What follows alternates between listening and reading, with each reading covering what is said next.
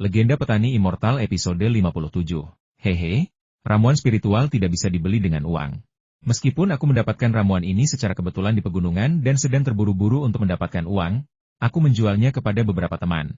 Tapi mereka adalah orang-orang yang kusukai. Aku tidak akan menjual kepada orang yang tidak kusukai meskipun kau memberiku setumpuk emas.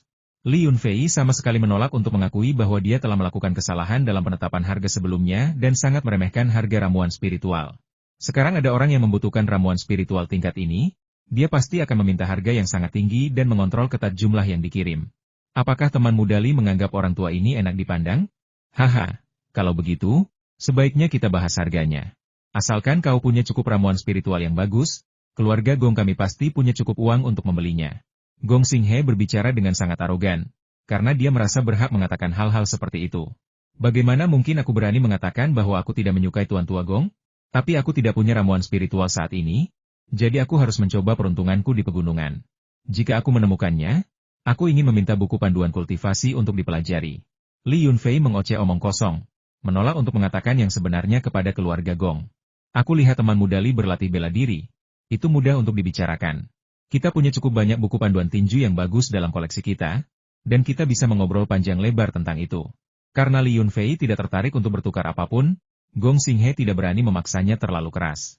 Dia sudah mendengar bahwa kakek Li Yunfei sudah berada di tingkat ketiga kultivasi bela diri, dan fluktuasi energi darah yang kuat yang kadang-kadang terpancar dari sudut barat laut pasti berasal dari lelaki tua misterius itu. Dia mendengar bahwa Li Yunfei baru saja memasuki tingkat ketiga, dan energi darahnya mungkin tidak stabil. Jadi dia belum bisa mengendalikan energi kuat yang dibawa oleh tingkat baru tersebut. Sayangnya, Gong Xinghe salah. Di dekat pusat perikanan, fluktuasi energi yang kuat terpancar dari Sandaki, yang berada di puncak alam kedua. Dia telah memperoleh sebotol sari mata air spiritual, dan kultivasi seni bela dirinya telah berkembang pesat. Dia sudah melangkah ke alam ketiga dengan satu kaki di dalamnya, dan fluktuasi mengerikan ini berasal darinya. Adapun Li Chunqiu, dengan bantuan mata air spiritual spasial, ia telah menstabilkan kultivasinya di alam ketiga dan berupaya mencapai tingkat yang lebih tinggi. Fakta bahwa ia mengizinkan Sandaki untuk mencapai terobosan di halamannya menunjukkan bahwa ia memiliki cukup kepercayaan diri untuk menekan fenomena aneh dan bahaya yang akan mengikuti terobosan yang berhasil. Justru kesalahpahaman inilah yang mencegah bahkan tokoh berpengaruh seperti Gong Xinghe untuk melakukan tindakan gegabah, apalagi menekan Li Yunfei.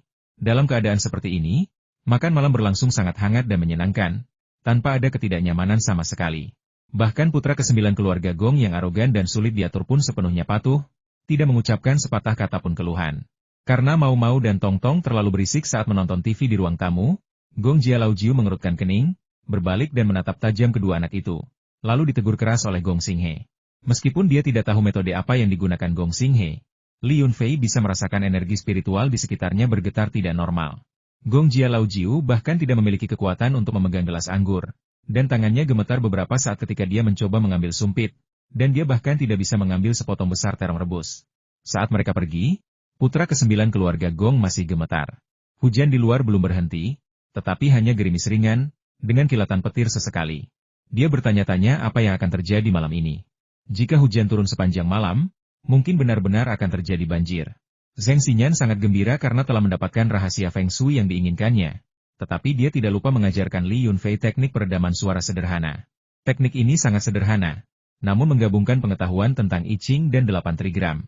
Teknik ini melibatkan mengukir susunan sederhana pada 8 keping gio kecil, menanamkan energi spiritual ke dalamnya, dan menempatkannya di sekitar ruangan menggunakan metode tertentu untuk menciptakan peredaman suara. Ia mengira Li Yunfei hanyalah seorang praktisi seni bela diri, yang tidak terbiasa dengan teknik-teknik rumit, itulah sebabnya ia mengajarinya metode sederhana dan yang telah dimodifikasi ini. Dengan 2 keping gio kecil ini, siapapun dapat mengisi kembali energi spiritualnya dan, jika disusun sesuai petunjuknya, dapat menciptakan efek peredam suara. Merepotkan sekali. Kukira mantra sederhana saja sudah cukup untuk meredam suara. Butuh waktu lama untuk mengukir dan memasangnya. Apa kau tidak lelah? Dengan waktu itu, kau bisa menuliskan rahasia apapun yang ingin kau diskusikan. Li Yunfei, yang sangat tidak puas setelah mempelajarinya, melambaikan tangannya, menyuruh Zheng Xinyan pergi. Pria ini terlalu bersemangat mempelajari teknik Feng Shui barunya. Pikirannya sama sekali tidak tertuju padanya. Zheng Xinyan tidak marah. Dia menepuk perutnya yang besar dan berlari pergi sambil menyeringai. Setelah makan dan minum sepuasnya, Mau-Mau dan Tong-Tong ingin pulang. Masing-masing mengambil sen terbesar dan berniat pulang sendiri. Tetapi begitu mereka melangkah keluar gerbang, mereka berteriak dan berlari kembali. Paman, Bibi, ada katak di luar banyak sekali. Menakutkan sekali. Mau-mau tidak takut ular, tetapi dia sangat takut dengan makhluk ini, dan dia berteriak begitu melihatnya. Paman, bolehkah kita makan kodok? Ada banyak sekali. Tongtong benar-benar menjadi liar. Ketika pertama kali kembali ke desa, dia takut pada segalanya. Tetapi sekarang dia tampak tidak takut. Dia melihat segala sesuatu dan bertanya-tanya apakah itu bisa dimakan. Hari ini, dia kecanduan makan siput. Dagingnya yang lembut dan empuk membuatnya memujinya tanpa henti. Yang Yunu tertawa, mengambil senter yang lebih besar, dan berlari menghampiri kedua anak itu untuk menenangkan mereka. Dasar anak-anak rakus, kalian makan apa saja. Kodok itu beracun, kalian akan sakit perut jika memakannya. Kodok memiliki kulit yang bergelombang dan mengandung cairan beracun berwarna putih di dalamnya, yang dapat diolah menjadi bisa kodok, yang memiliki efek antiseptik, analgesik, dan anti pembengkakan. Penelitian medis modern menunjukkan bahwa bisa kodok memiliki efek terapeutik yang baik pada kanker stadium menengah hingga lanjut, tetapi tidak memiliki efek signifikan pada hepatitis B kronis. Dahulu ada pengedar narkoba yang datang ke sini khusus untuk membeli kodok, dengan harga 1 yuan per ekor. Saat itu, banyak orang yang memburu mereka, hampir memusnahkan mereka. Kemudian, pemerintah kota turun tangan dan menindak pengedar narkoba tersebut beberapa kali, sehingga lebih sedikit orang yang datang untuk membeli kodok, dan mereka hanya berani membeli secara diam-diam. Tidak seperti sebelumnya ketika mereka begitu terang-terangan. Sekarang setelah pariwisata berkembang pesat, semua orang menghasilkan uang. Musim panas ini, bahkan pengedar narkoba datang untuk membeli kodok, menawarkan 2 yuan per ekor, tetapi tidak banyak yang mau menangkapnya. Orang dewasa tidak punya waktu, anak-anak menganggapnya menjijikan, dan guru di sekolah mengatakan kodok adalah hewan bermanfaat yang dapat memakan nyamuk dan hama lainnya. Jadi mereka tidak mengizinkan siswa untuk menyakiti mereka. Inilah yang membantu kodok, yang hampir punah, mendapatkan kembali vitalitasnya. Yang Yunu bermaksud menggoda kedua anak itu, tetapi ketika dia sampai di ambang pintu dan menyinari tanah dengan senternya, dia langsung terkejut. Dia hanya mengharapkan beberapa katak, tetapi ternyata ada ratusan katak yang berkumpul di ambang pintu, masing-masing dengan mata merah. Yang lebih kecil berukuran sebesar telapak tangan, sedangkan yang lebih besar sebesar piring. Mereka begitu padat sehingga hampir tidak ada ruang untuk melangkah. Sayang, cepat kemari. Ada banyak sekali katak. Mengapa mereka semua berkumpul di depan pintu kita? Yang Yunu juga berteriak. Dia tidak takut pada 3 atau 5 katak, tetapi ratusan katak bersama-sama benar-benar menakutkan. Ketika katak berkumpul, itu biasanya untuk berpesta atau menyebabkan gempa bumi, dan Li Yunfei tentu saja tidak ingin melihat gempa bumi. Dia berlari mendekat, melihat lebih dekat di bawah lampu jalan, dan langsung menghela napas lega. Ternyata hari ini hujan deras, dan udaranya sangat lembab.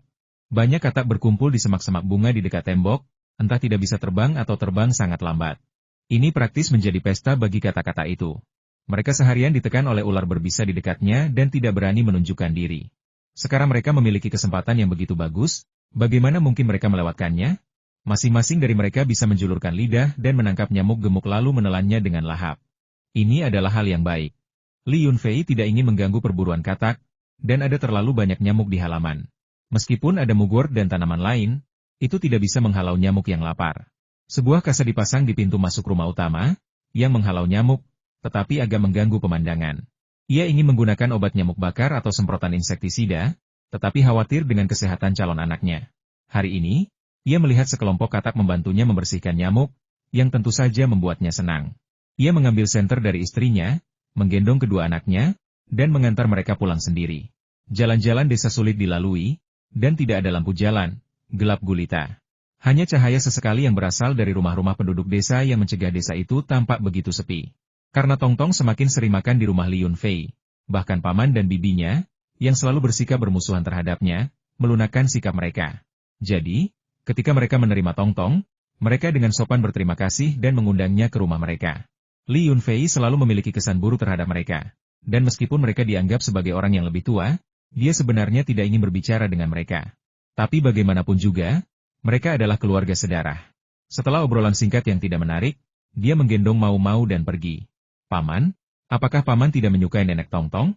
Tanya Mau-Mau penasaran setelah berjalan beberapa saat. Tidak, paman tidak membenci siapapun. Li Yunfei membantah hal itu dan tidak ingin menanamkan konflik antara orang dewasa pada anaknya. Pembohong. Mau-Mau sama sekali tidak mempercayainya. Menurutmu kenapa aku berbohong? Tanya Li Yunfei dengan bingung. Karena aku dengar nenek Tongtong mengatakan hal buruk tentangmu. Dia membencimu. Bagaimana mungkin kau tidak membencinya? Kata Mau-Mau dengan serius. Ya? Li Yunfei dikalahkan oleh penalaran logis bocah ini. Haha, tebakanku benar, kan? Anak beruang itu menjadi semakin sombong dan angkuh, tertawa penuh kemenangan sepanjang jalan hingga memasuki kediaman King He dan melihat ibunya. Saat itulah ia kembali bersikap patuh seperti anak kecil. Li Yunfei menyerahkan anak yang nakal itu kepada saudara perempuannya, bermaksud untuk mengobrol sebentar dan menanyakan kabar bisnisnya. Tiba-tiba, suara guntur yang teredam menggema di atas klinik, diikuti oleh raungan memekakan telinga yang mengguncang bumi. Suara gemuruh guntur itu aneh. Sebelumnya tidak ada kilat. Tanpa berkata apa-apa, Li Yunfei berbalik dan bergegas keluar, berteriak kepada saudara perempuannya. Kita bicara nanti. Awasi anak itu dan jangan biarkan dia keluar, cuaca ini berbahaya. Aku tahu, hujan ini telah membuat sungai meluap, dan tepian sungai sangat berbahaya. Hampir saja jembatan pontonmu hanyut.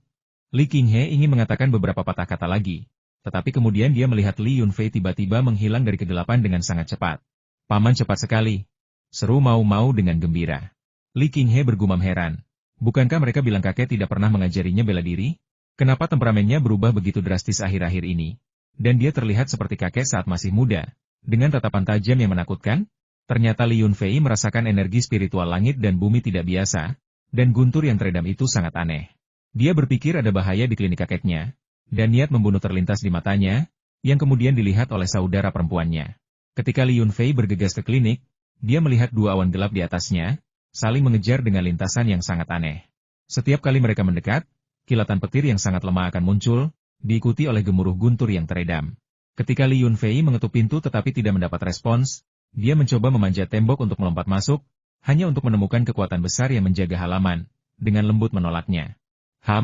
Kekuatan macam apa ini? Li Yunfei bertanya-tanya.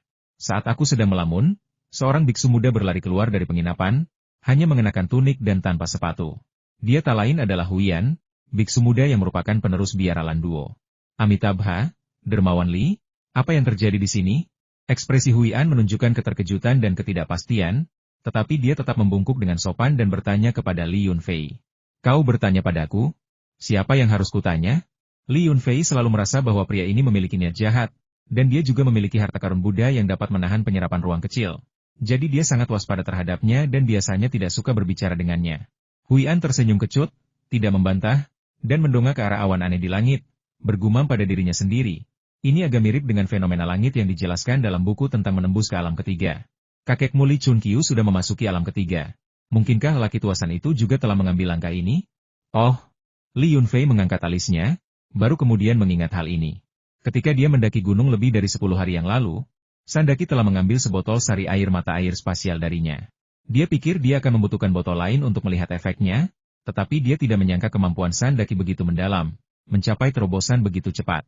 Tidak heran kakeknya selalu mengatakan bahwa seni bela diri Pak Tuasan satu tingkat di atas miliknya. Itu benar. Terdengar suara napas teredam dari halaman, setiap tarikan napas seperti dentuman gendang. Awan di langit juga bergetar dan berubah seiring dengan hembusan napas. Li Yunfei belum pernah menyaksikan fenomena luar biasa yang ditunjukkan kakeknya selama terobosan itu, dan dia juga tidak tahu apa artinya. Saat dia sedang merenungkan hal ini, sebuah lolongan panjang tiba-tiba bergema dari halaman, dan bayangan kepalan tangan raksasa menghancurkan dua gugusan awan hitam di udara. Dengan dentuman yang memekakan telinga, semua fenomena luar biasa itu lenyap. Tawar yang Sandaki menggema dari halaman hahaha. Jadi begitulah. Jadi ini adalah alam ketiga. Satu langkah adalah bumi, satu langkah adalah surga. Lucunya aku sudah duduk di sumur dan memandang langit begitu lama tanpa menyadarinya. Sungguh menggelikan. Li Lauer, ayo kita bertarung. Aku yakin aku akan menang kali ini. HMPH. Kau masih jauh dari itu. Suara Li Chunqiu yang acuh tak acuh terdengar pelan, dan suara teredam seolah datang dari dalam, diikuti oleh bunyi gedebuk keras. Energi spiritual di sekitarnya bergetar hebat, dan terdengar seperti sesuatu sedang dihancurkan. Li Lauer, kau menyergapku. Aku belum selesai denganmu. Aku sudah berada di alam ketiga, kenapa aku tidak bisa menghindari serangan telapak tanganmu yang asal-asalan? Suara marah Sandaki terdengar dari dalam, seolah tak mau menerima hasil ini. Dia penuh percaya diri saat berhasil menembus alam lamanya dan memasuki dunia baru alam ketiga, menjadi seorang immortal sejati di bumi. Dia baru saja akan mengangkat kepalanya tinggi-tinggi dan menjelajahi dunia dengan bebas ketika Li Chunqiu menamparnya pelan hingga tersadar. Bagaimana mungkin dia tidak marah? Di pertanyaan itu, Tuan tua keluarga Gong sangat ketakutan hingga wajahnya berubah beberapa kali. Dia terdiam lama sebelum akhirnya berkata, seorang ahli tingkat 3 lainnya telah muncul di klinik itu. Jadi, Fluktuasi energi darah yang muncul dan menghilang saat itu disebabkan oleh ahli ini yang menembus batas kultivasinya. Sungguh konyol aku mengira itu karena tingkat kultivasi Li Chunqiu tidak stabil. Untungnya, aku tidak memprovokasi mereka. Mendengar keributan di halaman, Li Yunfei menghela napas lega. Dengan San Daqi menjadi ahli tingkat 3, tingkat keamanan rumahnya juga meningkat ke level baru. Pria tua itu tidak berniat pergi sejak lama. Jika tidak, dia tidak akan pindah ke klinik Li Chunqiu dengan semua barang miliknya. Anak-anaknya semua sedang menjalani wajib militer dan biasanya sibuk bekerja. Ketika mereka datang, selalu terburu-buru, dan mereka tidak bisa berbuat apa-apa terhadap pilihan kedua orang tua itu. Jika San Daqi terus tinggal di desa keluarga Li, dia dapat dianggap sebagai pilar utama dan pendukung bagi Li Yunfei, karena para ahli di alam ketiga sangatlah langka. Fakta bahwa dua ahli di alam ketiga telah muncul di tempat kecil ini pasti akan membuatnya terkenal di seluruh dunia seni bela diri. Huian meneriakkan mantra Buddha dan pergi tanpa ekspresi. Sebagai penerus biara Landuo, yang juga dikenal di zaman dahulu sebagai murid biara, ia memiliki kasih sayang yang mendalam terhadapnya. Meskipun ia bertugas sebagai utusan perdamaian, hidup menyendiri di desa keluarga Li dan untuk sementara menghentikan konflik antara kedua pihak yang bertikai, tidak ada yang tahu apa yang sebenarnya ia pikirkan. Karena itu, Li Yunfei tetap sangat waspada terhadapnya. Pintu klinik itu terbuka beberapa saat sebelumnya. Seolah-olah orang-orang di dalamnya sudah tahu Li Yunfei ada di sana sejak awal. Halaman dalam keadaan berantakan, lantai batu biru entah kenapa retak di sebagian besar area. Li Chunqiu dan San Daqi berdiri di tengah halaman, di belakang mereka rak kayu untuk mengeringkan acar sayuran, yang telah patah menjadi lebih dari 10 bagian. Di ruangan samping, ada cahaya, dan dua nenek sedang mengobrol, dengan tawar yang sesekali terdengar, seolah mengabaikan keributan di luar. Selamat, Guru San, atas kenaikanmu ke alam ketiga. Aku datang untuk menyampaikan ucapan selamat. Li Yunfei mengikuti semua aturan dunia bela diri, menangkupkan kedua tangannya dan membungkuk. Dasar bocah, kau di sini untuk pamer? Baiklah, aku, San Tua, akan membantumu. Di depan kakekmu, aku akan mengatakan sesuatu yang sopan tingkat kultivasiku saat ini berkat ya, kau tahu. San Daqi sangat tertutup. Dia menunjuk ke botol keramik di bawah atap, yang berisi saripati mata air spasial. Itu karena kultivasimu sangat mendalam. Benda itu hanyalah katalis, digunakan untuk menyelesaikan transformasi. Li Yunfei harus bersikap rendah hati saat ini, membiarkan ahli top yang baru saja memasuki alam ketiga ini memamerkan kemampuannya selama beberapa hari.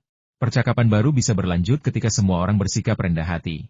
Meskipun proses memasuki tahap ketiga berjalan lancar, San Daqi juga kelelahan. Setelah hanya beberapa kata, ia menunjukkan tanda-tanda kelelahan. Tanpa disuruh kakeknya, Li Yunfei membungkuk dan pamit.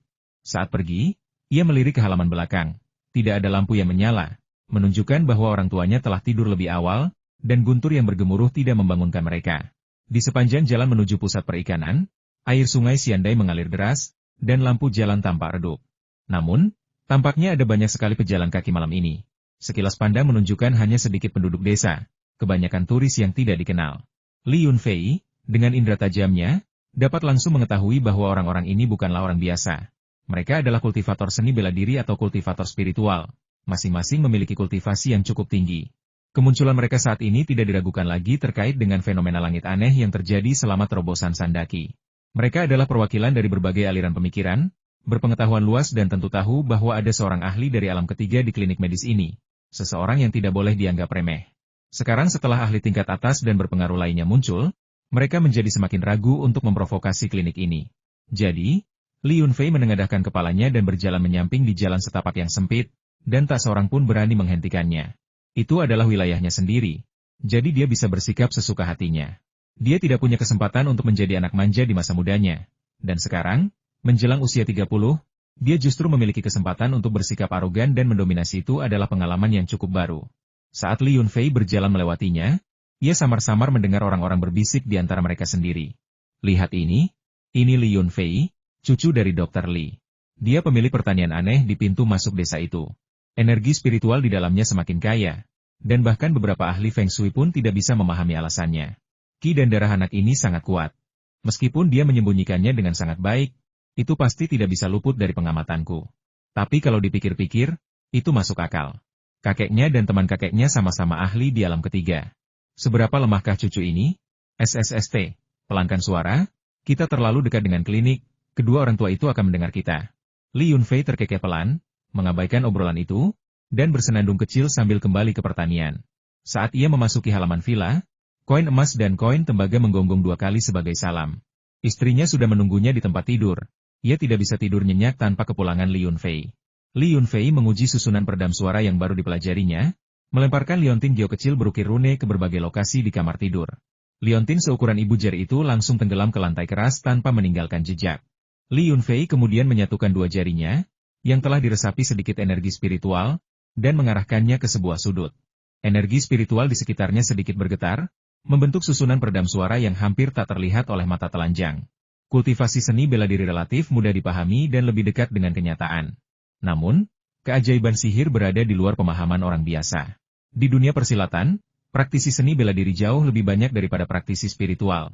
Dan praktisi spiritual yang dapat menyebabkan perubahan drastis di dunia sesuka hati hanyalah sebagian kecil dari para kultivator. Sangat menyebalkan memiliki praktisi spiritual yang tinggal di dekat sini. Kita jadi sangat khawatir setiap kali ingin bermesraan dengan suami kita.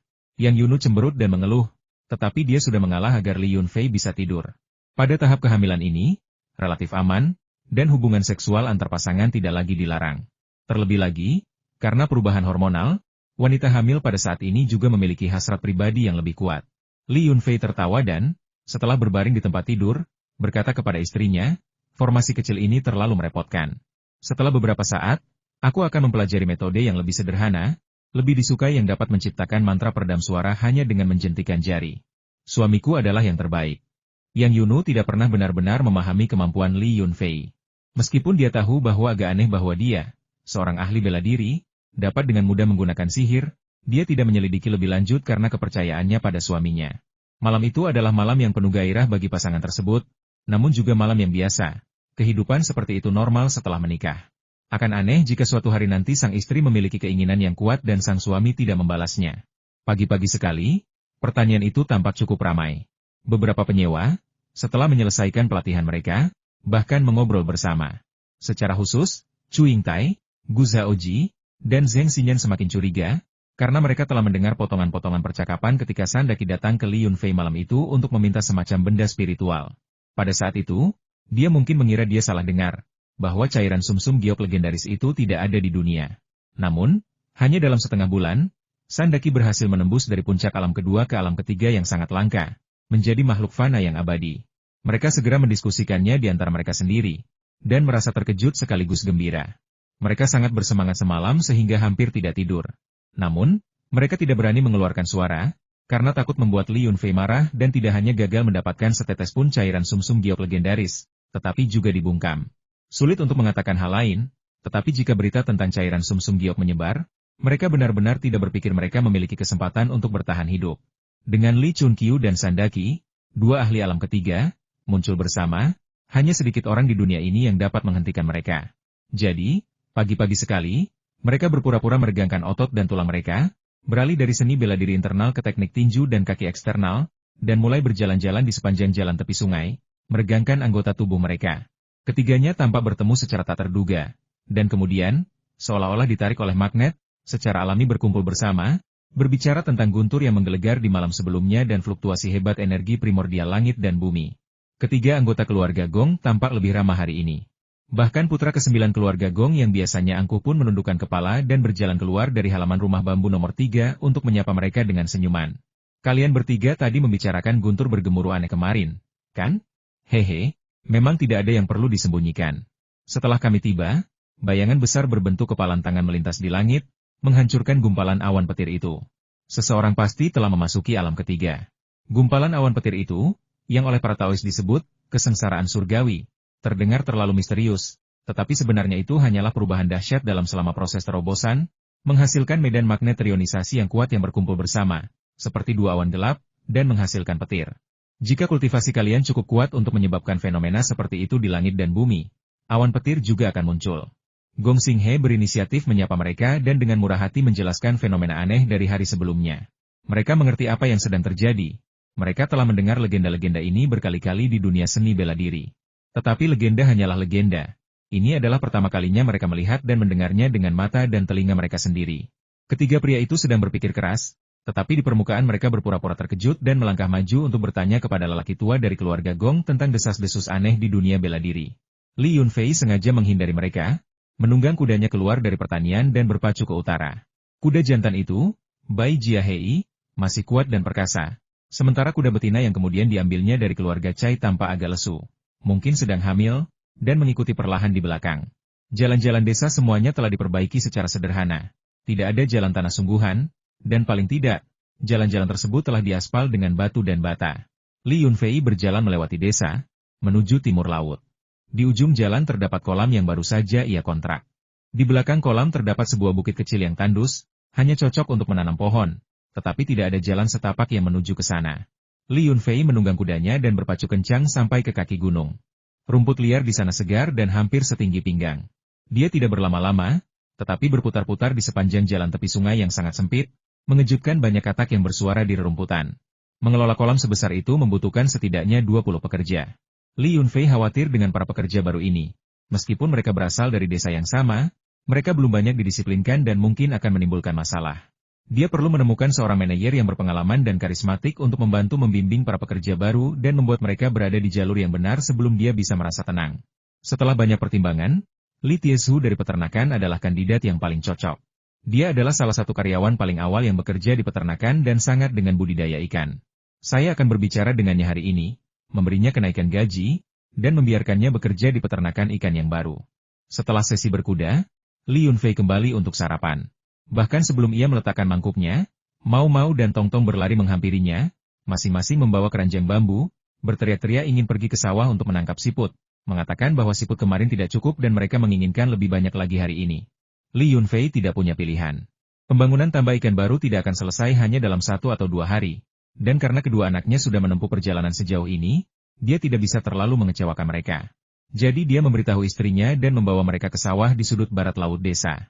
Siput umumnya aktif di malam hari, tetapi mereka juga aktif setelah hujan, terutama setelah hujan deras. Mereka seolah muncul entah dari mana.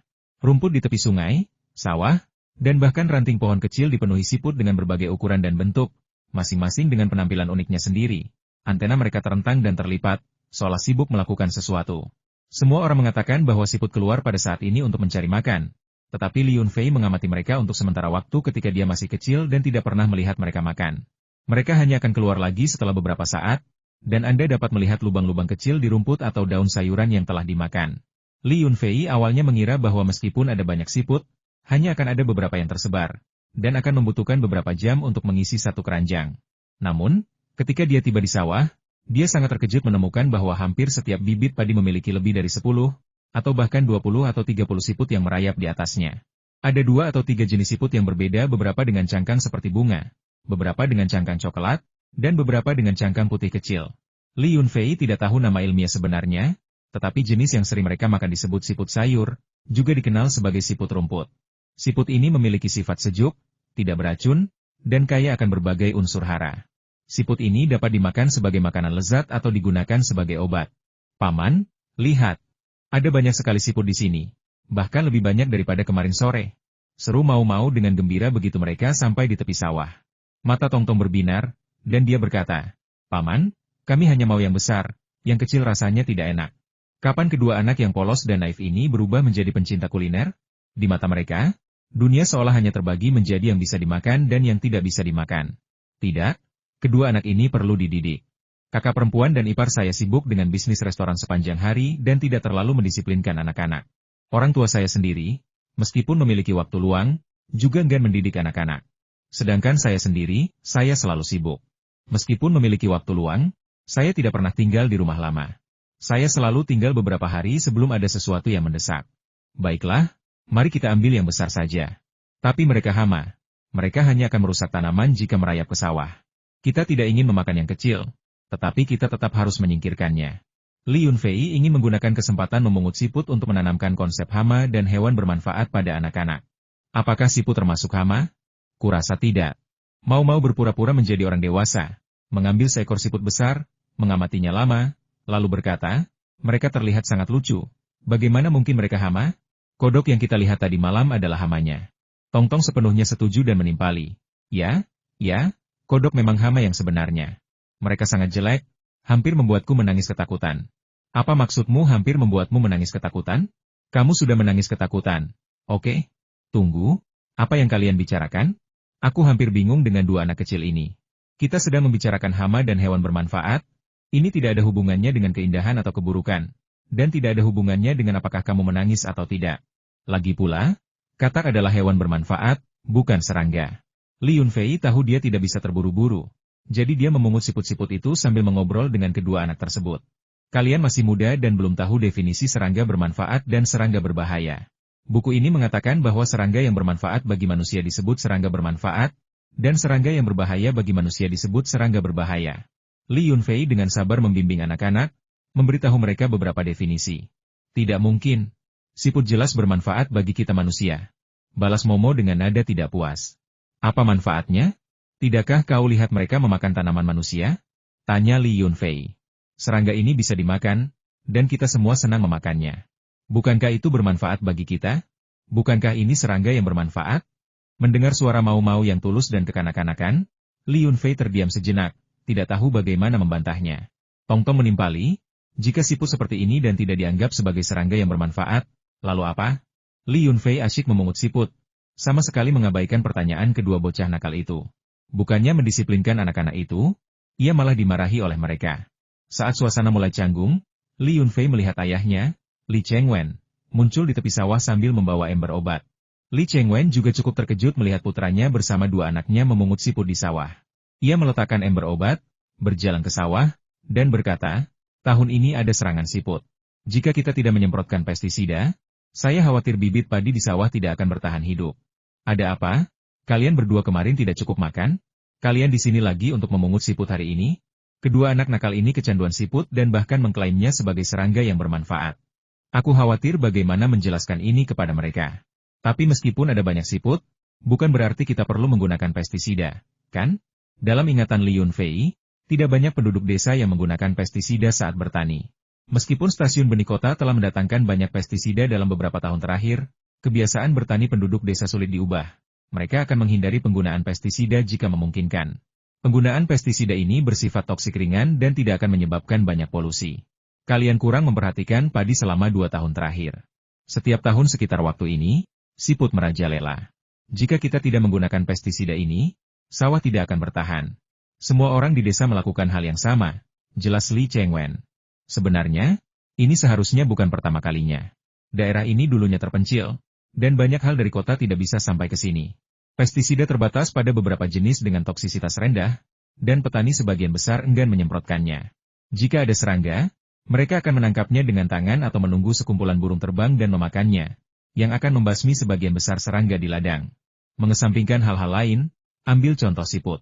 Jika Anda bersedia meluangkan waktu, seluruh keluarga dapat pergi ke ladang untuk menangkapnya, dan Anda dapat menangkap sekitar 70 hingga 80% dalam sehari. Begitu matahari terbit, semua siput di tanah akan cepat menghilang. Kemudian, taburkan kapur tohor di alur untuk menghalangi jalur mereka, dan tidak terlalu banyak siput yang akan keluar di malam hari untuk merusak tanaman. Li Yunfei tidak ingin ayahnya menggunakan pestisida. Karena kebiasaan mengelola pertanian ramah lingkungan, ketika ada serangga di ladang, pikiran pertamanya adalah menolak pestisida dan memikirkan cara lain untuk mengatasinya. Namun, sebelum ia sempat berbicara, kedua anak itu menolak, alasan mereka begitu gamblang sehingga hampir tak tertahankan untuk dilihat kami tidak bisa menggunakan pestisida. Jika kami makan siput setelah disemprot pestisida, bukankah kami juga akan keracunan? Kakek, aku tidak mau kakek menyemprotkan pestisida, kami ingin makan siput. Kakek, kita tidak bisa menggunakan obat itu, kita akan keracunan sampai mati. Kedua pencinta kuliner itu segera memegang kaki Li Chengwen, memohon dengan mata berkaca-kaca, seolah-olah mereka benar-benar akan mati jika diberi obat itu. Li Chengwen menatap tak berdaya ke arah Li Yunfei, yang mengangkat bahu dan menyuruh ayahnya untuk menanganinya. Logika kedua bocah ini sudah di luar nalar dan tak bisa dijelaskan. Pada akhirnya, lelaki tua itu tak sanggup menolak bujukan anak itu dan ikut menangkap siput. Benar saja, hari itu tidak ada matahari, dan menjelang siang, gerimis ringan mulai turun. Untungnya, tidak ada pestisida yang diaplikasikan. Akan segera hujan, jadi mengaplikasikan pestisida akan sia-sia karena hujan akan menghanyutkannya. Kelompok itu baru berjalan setengah jalan melintasi lapangan ketika mereka sudah memenuhi 2 keranjang dengan siput, dan semuanya siput berukuran besar. Mereka tidak memasukkan siput yang lebih kecil ke dalam keranjang. Mereka hanya menghancurkannya. Kadang-kadang, kawanan burung akan lewat dan mendarat di sawah untuk makan kenyang, dan berhasil memakan beberapa siput. Saudara Chengwen, apa yang sedang kau lakukan di sawah? Tidak ada tempat untuk bekerja di musim ini. Teriak seseorang dari tepi sawah. Penduduk desa semuanya bersuara keras, sehingga teriakan itu terdengar jelas dari jarak sejauh ini. Li Yunfei melirik dan melihat bahwa itu adalah seorang penduduk desa dari ujung barat desa, bernama Chang Fu, yang biasanya tidak ia kunjungi. Mereka paling-paling hanya mengangguk ketika bertemu, tetapi ia tidak pernah menghampiri mereka untuk menyapa. Li Chengwen selalu sopan kepada semua orang dan tidak menjadi sombong karena putranya telah sukses. Dia menjawab, "Namaku kakak Chang Fu. Tidak banyak pekerjaan, hanya beberapa siput untuk memberi anak-anak variasi." "Hei, kupikir ini sesuatu yang bagus. Benda-benda ini menghilang begitu matahari terbit, dan tidak akan banyak merusak tanaman. Kalau kau benar-benar tidak suka, semprot saja pestisida, itu lebih mudah. Daripada menangkapnya, kau bisa menjual beberapa makanan khas lokal di tempat wisata dan menghasilkan uang," kata Li Changfu sambil berjalan ke sawah untuk membantu menangkap siput. Bukan hanya Li Yunfei yang terkejut, tetapi Li Chengwen juga cukup terkejut. Dia bertanya-tanya apa yang merasuki pria ini sehingga dia berinisiatif datang dan membantu. "Saudara Changfu, ada apa? Semua orang sibuk mencari uang, kita tidak bisa membiarkanmu menghalangi kita menangkap siput untuk kita." Li Chengwen berpikir sejenak lalu mengutarakan hal itu. Bukan apa-apa. Tapi kudengar keponakanku baru saja membuka tambak ikan dan sedang membuka lowongan." Li Changfu tergagap, mengungkapkan maksudnya. Li Chengwen tiba-tiba menyadari sesuatu, menatap Li Yunfei, dan sepertinya meminta pendapat Li Yunfei, karena dia hampir tidak ikut campur dalam urusan pertanian, dan pada dasarnya tidak peduli siapa yang dipekerjakan atau tidak. "Bukan masalah besar," kata Li Yunfei sambil tersenyum. "Paman Changfu, apakah paman tertarik dengan budidaya ikan? Gaji yang saya tawarkan tidak tinggi, bahkan mungkin tidak seluik menjual makanan khas lokal. Berapa banyak uang yang bisa kau hasilkan dari makanan khas lokal? Sekalipun kau menghasilkan uang, itu pasti berkat bibimu. Kudengar kau membayar Erlengzi gaji 4 atau 5.000 sebulan. Dulu aku beternak ikan, jadi aku punya pengalaman dan aku tidak bermalas-malasan. Aku pasti lebih baik daripada Erlengzi, kan?"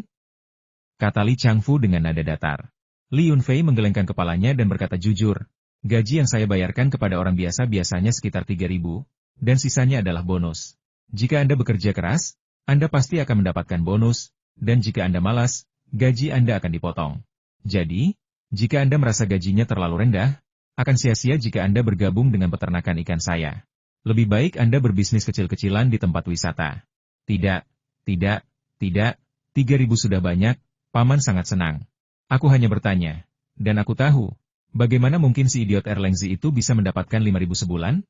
Itu lebih banyak daripada penghasilanku bekerja di luar selama setengah tahun. Jadi sudah diputuskan, aku akan bekerja di tambak ikanmu, aku akan bekerja sekeras mungkin, kau yang tentukan berapa upahku. Begitulah kejujuran penduduk desa. Li Yunfei bahkan belum setuju, dan orang ini sudah menyatakan tekadnya. Meskipun begitu, Li Yunfei tidak tega menolak. Selama orang tersebut memiliki karakter yang baik dan tidak curang atau menghindari tugasnya, ia bisa dipekerjakan sebagai pekerja biasa. Setelah menerima janji Li Yunfei, Li Changfu pergi dengan gembira. Namun, ini hanyalah permulaan. Tidak ada yang tahu apa yang dikatakannya di desa. Tetapi tak lama kemudian, lebih dari selusin penduduk desa datang satu demi satu. Sambil membantu Li Yunfei menangkap siput, mereka mendiskusikan pembangunan tambak ikan. Dilihat dari nada suara mereka tampaknya menganggap diri mereka sebagai pekerja di tambak ikan dan membantu bos mereka membuat rencana. Astaga, apapun yang terjadi di tambak ikan, tidak perlu menyemprotkan pestisida pada siput di sawah. Dengan bantuan orang-orang ini, mereka bisa menangkap sebagian besar siput dalam satu pagi. Sedangkan untuk 2 keranjang bambu itu, sudah penuh dengan siput besar, cukup untuk memberi makan mereka selama 2 hari. Li Yunfei hanya mempekerjakan 20 orang untuk tambak ikan barunya, memindahkan Li Tieshu menjadi manajer tambak, sehingga totalnya menjadi 21 orang. Saat ini, membudidayakan apapun membutuhkan pengetahuan profesional, dan tambak milik Li Yunfei berbeda dari yang lain, karena membutuhkan pelatihan khusus sebelum karyawan dapat mulai bekerja. Tim konstruksi dari kota sudah mulai membangun pagar di sekitar area tersebut. Sebenarnya, pagar itu tidak terlalu diperlukan, tetapi bisnis Li Yunfei semakin berkembang, dan dia takut seseorang mungkin diam-diam menyabotase dengan melemparkan bola racun, yang akan mengakibatkan kerugian besar. Lagi pula, sementara ikan milik orang lain hanya berharga beberapa dolar per kilogram, ikan yang ia budidayakan dapat dijual dengan harga lebih dari $100, mengubahnya dari makanan menjadi barang mewah. Ia harus berinvestasi lebih banyak dalam langkah-langkah perlindungan daripada orang lain. Namun, masalah perekrutan peternak ikan telah menimbulkan keresahan yang cukup besar di kalangan Li Zuangzuang, putra kepala desa dan seorang peternak ikan besar di Li Jiashai. Karena Li Yunfei adalah orang terkaya di kota Qinglong, ketika para peternak ikan mendengar bahwa tambak ikan baru milik Li Yunfei membutuhkan 20 orang peternak ikan, para pekerja di tambak ikan milik Li Zuangzuang adalah yang paling terdampak. Jika Li Zuangzuang tidak mengetahuinya tepat waktu, berbicara dengan baik hati, dan menaikkan gaji mereka, diperkirakan semua peternak ikan ditambah ikannya akan mengundurkan diri. Bahkan sekarang, para peternak ikan ditambah ikannya pada dasarnya telah pergi. Hanya tersisa beberapa orang saja. Namun, Li Zuangzuang hanya menyimpan dendam. Sekalipun ia memiliki 100 tong air sebagai keberaniannya, ia tidak akan berani melampiaskan amarahnya pada Li Yunfei. Peternak ikan yang hilang bisa dipekerjakan kembali, tetapi jika ia membuat masalah untuk Li Yunfei, kerugiannya bukan hanya peternak ikan. Ia mungkin tidak akan bisa tinggal di desa keluarga Li lagi, meskipun ayahnya adalah kepala desa. Adapun Li Yunfei, dia sekarang sedang memikirkan tambang Gyokunlun di pegunungan. Dia telah menyerahkan pengelolaan tambak ikan baru kepada Li Tieshu dan sekarang sedang memikirkan cara menambang giok di pegunungan. Karena metode penambangan aslinya lambat, dibutuhkan waktu 1 jam atau bahkan 1 hari untuk menambang banyak giok. Li Yunfei, yang pernah mengalami metode ini di pegunungan sebelumnya, tidak ingin mengalaminya lagi. Dia segera pergi ke kota Yunhuang dan membeli sejenis alat penambangan yang disebut pengembang cairan untuk bersiap pergi ke pegunungan untuk menambang. Keesokan paginya, Li Yunfei memberitahu Yang Yunu bahwa ia ada urusan yang harus diselesaikan di pegunungan. Lalu ia menyandang ranselnya di bahu dan menuju ke pegunungan. Li Yunfei telah menyimpan alat penggalian mirip pengembang cairan di ruang kecilnya. Dia dengan cepat mengikuti jalan yang sudah dikenalnya menuju tempat dia menambang terakhir kali. Saat itu baru sekitar pukul 10 pagi.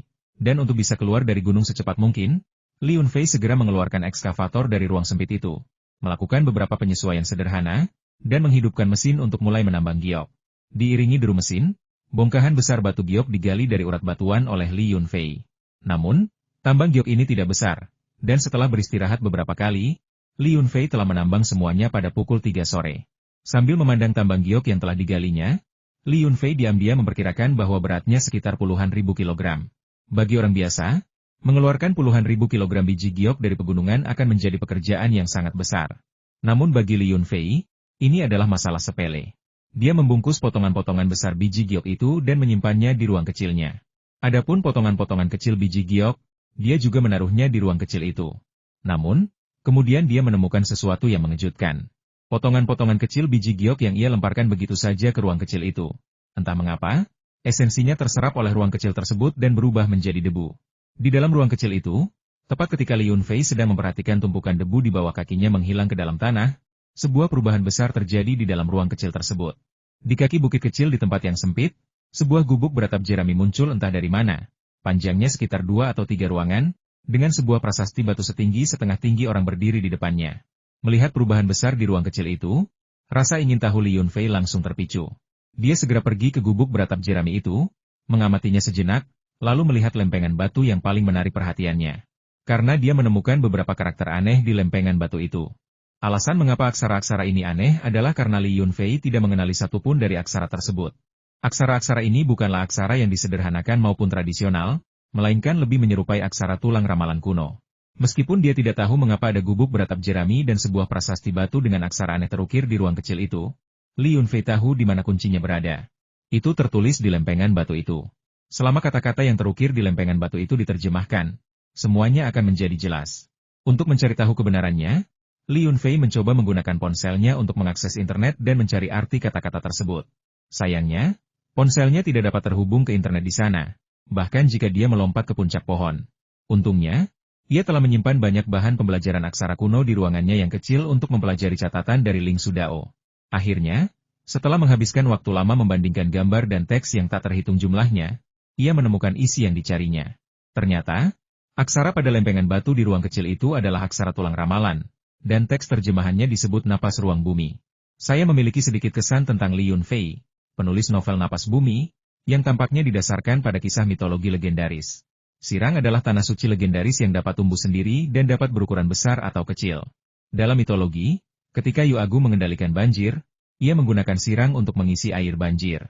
Orang lain mungkin tidak mempercayai legenda dan mitos ini, tetapi Li Yunfei, berdasarkan makna yang diterjemahkan dari prasasti tulang peramal pada lempengan batu, telah mempercayainya. Jika Xiao Space hidup di masa lalu, tanpa gubuk beratap jerami atau prasasti batu, dia mungkin tidak akan mempercayainya. Tetapi sekarang, dengan gubuk beratap jerami dan prasasti tulang peramal di prasasti batu, dia tidak ragu sedikit pun tentang mitos-mitos legendaris tersebut.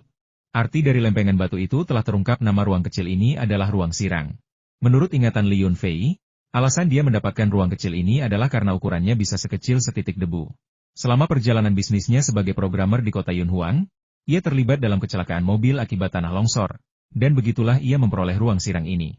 Tak perlu dikatakan lagi, ruang sirang ini pasti berada di dalam jari-jari tangan kirinya yang terluka. Pada awalnya, ruang kecil itu sangat sederhana, tetapi setelah menyerap sebagian esensi langit dan bumi atau esensi batu spiritual, ruang itu mengalami perubahan besar dan berevolusi menjadi dunia kecil dengan angin, awan, dan matahari. Ini sungguh menakjubkan, dan orang lain mungkin tidak mempercayainya. Tetapi bagi Li Yunfei, setelah mengalami begitu banyak hal, tidak ada yang tidak bisa dia percayai. Bahkan jika dia melihat para immortal terbang di langit sekarang, dia hanya akan melambaikan tangan dan menyapa mereka. Setelah kegembiraan awalnya, dia sekarang sangat penasaran tentang seberapa jauh ruang kecil ini akan berkembang pada akhirnya, dan untuk tujuan apa gubuk beratap jerami ini akan berfungsi. Namun, hari sudah semakin larut, dan Li Yunfei tidak ingin tinggal di sana terlalu lama. Tetapi ketika dia pergi, dia melihat lubang tambang besar yang telah dia buat dan memutuskan untuk menimbunnya agar orang lain tidak menemukan sesuatu yang aneh tentang tempat itu. Setelah Li Yunfei menghabiskan sedikit lebih banyak waktu untuk menimbun lubang tambang yang besar itu, hari mulai gelap. Dia tidak punya kegiatan lain di pegunungan kali ini dan tidak terburu-buru. Setelah beristirahat di sini semalaman, dia memutuskan untuk pergi ke kuil Taois tanpa nama untuk mengunjungi Michelle dan putrinya. Keesokan paginya, Li Yunfei mengemasi tenda dan barang-barangnya, siap berangkat. Karena sudah hafal jalannya, Li Yunfei tiba di kuil Taois tanpa nama itu dalam waktu singkat. Kolo, ayah datang menemuimu. Li Yunfei langsung pergi ke halaman belakang dan melihat Michelle menggendong putrinya, Kolo, sambil berjalan-jalan. Senyumnya semakin lebar. Michelle menoleh dan melihat bahwa itu adalah Li Yunfei. Wajahnya yang tenang langsung berseri-seri seperti bunga yang mekar sayang. Ada apa kau kemari? Haha, aku kangen kalian semua, jadi aku datang berkunjung. Aku bisa sana ini kalau punya waktu. Saat Li Yunfei tiba di samping Michelle, Chloe, yang berada dalam pelukan Michelle, menyadari kehadiran ayahnya. Matanya membulat, tangan mungilnya yang berwarna merah muda terulur ke arah Li Yunfei, dan dia mengoceh tak jelas. Sungguh jarang melihat bayi sekecil itu sudah mengenali orang.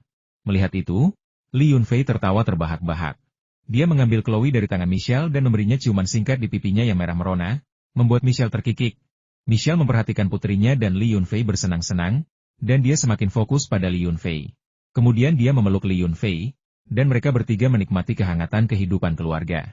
Ngomong-ngomong, sayang, aku baru saja mendapatkan batu giok berkualitas tinggi. Aku sudah menyisihkan sebagian untuk kalian semua. Li Yunfei berpikir bahwa karena ia sudah mengenal Michelle begitu lama, ia belum memberinya banyak hadiah yang berarti.